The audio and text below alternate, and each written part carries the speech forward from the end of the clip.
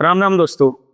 आज हम एक ऐसे किले की बात करने वाले हैं जिसका इतिहास बहुत पुराना है और जिसे बचाने के लिए महाराणा सांगा ने 2 बार युद्ध लड़ा था और इस किले को बचाया।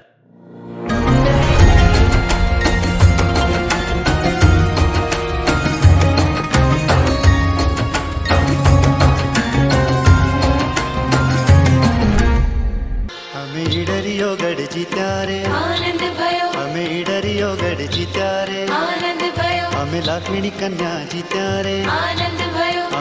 ये कुछ लाइन्स है लोकगीत की जो उत्तर गुजरात की शादियों में आज भी गाया जाता है, जिसका अर्थ होता है कि हमने ईडर का किला जीत लिया।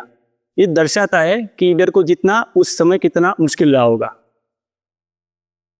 बात करें लोकेशन की तो ईडर एक टाउन सिटी है जो चारों तरफ से पहाड़ियों से घिरा हुआ है, जो अहमदाबाद से 100 किलोमीटर उत्तर की तरफ है। ये पूरा ग्रेनाइट पत्थर से बनी पहाड़ियाँ है और इसकी एक ऐसे स्ट्रेटेजिक लोकेशन की वजह से इसकी जो तुलना होती है वो महाराष्ट्र के जंजीरा फोर्ट और राजस्थान के कुंभलगढ़ फोर्ट से की जाती है, क्योंकि इसे भी उनकी तरह ही घेर पाना बहुत मुश्किल था। दोस्तों, बात करें इडरिया गढ़ की तो बात करते हैं इसके निर्माण की।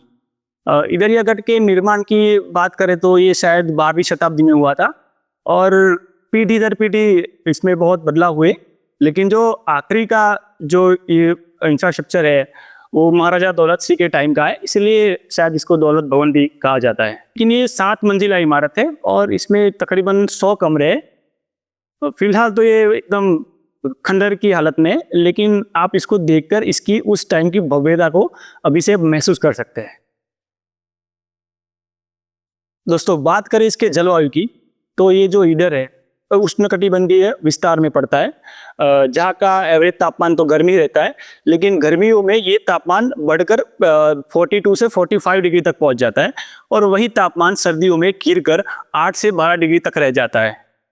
और इधर का तापमान 45 प्लस रहता है गर्मियों में, फिर भी यहाँ पे हीट स्ट्रोक और लू के बहुत कम केस होते हैं। ये एक खासियत है इधर की। दोस्तों, बात करें हम अगर इधर के इतिहास की तो इसका इतिहास महाभारत काल से, जैसे कि जब हस्तिनापुर में महाराजा युधिष्ठिर का राज था, तब इधर में वेणी वत्सराज नाम के जो व्यक्ति थे वो राज करते थे। इसका जो ऑफिशियल इतिहास है वो हमको 8वीं सेंचुरी से मिलता है, जब इधर पे भील राजाओं का राज चलता था।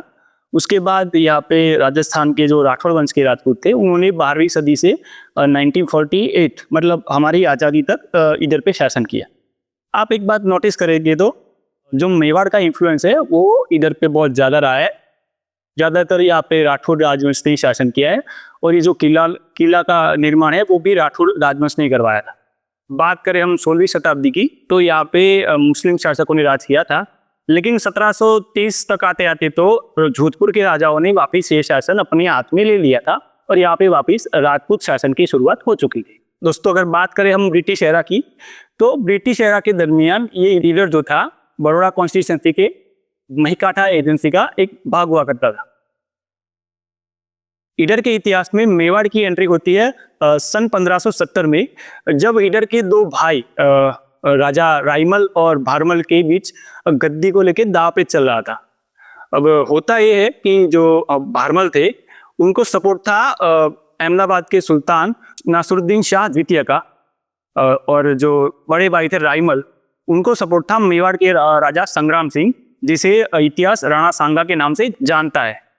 तो होता ये है कि जो राइमल के साथ जो सेना थी महाराणा सांगा की, उसके बीच और नासरुद्दीन शाह द्वितीय के बीच महायुद्ध खेला जाता है, जिसमें विजय होती है महाराणा सांगा की और महाराणा सांगा इधर के राजगद्दी पे अपने वफादार राइमल को बिठाते हैं। लेकिन ये युद्ध एक समाधान नहीं था, क्योंकि 3 वर्ष बाद सन 1520 में एक बार फिर से ये प्रश्न खड़ा हुआ, क्योंकि तब इधर पे हमला किया था अहमदाबाद के सुल्तान निजाम शाह ने। और ये बात पता चलती है महाराणा सांगा को। महाराणा सांगा 40,000 की राजपूती सेना लेकर इधर पहुंचते हैं और निजाम शाह को हराकर उसकी सेना को अहमदाबाद तक खदेड़ देते हैं। तो दोस्तों, ये तो बात हुई महाराणा सांगा के वो 2 युद्ध की, जिसकी वजह से इधर बचा रहा है। लेकिन ऐसा तो क्या है इधर में कि मेवाड़ को इतनी तरफेण करनी पड़ रही है? ऐसा तो क्या है इधर में कि मेवाड़ इतना दिलचस्प है इधर में? तो अंग्रेज जो थे वो इधर को एक नाम से जानते थे,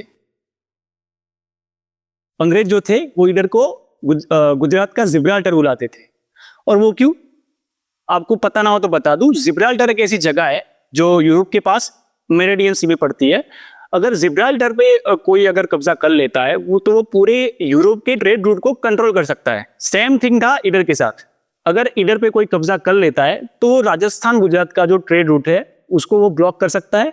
दूसरी बात, ये ईडर जो है वो मेवाड़ का पड़ोसी राज्य था। अगर ईडर पे किसी ने कब्जा कर लिया तो समझो वो मेवाड़ पे अपनी नजर रख सकता है और वो मेवाड़ के लिए एक थ्रेट बन सकता है।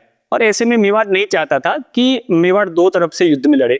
एक तो दिल्ली है ही, अगर ईडर पे भी किसी का कब्जा हो गया, मतलब किसी मुस्लिम शासक का कब्जा हो गया, तो मेवाड़ को दो तरफ से युद्ध लड़ना पड़ता, जिसमें मेवाड़ को बहुत नुकसान हो सकता था।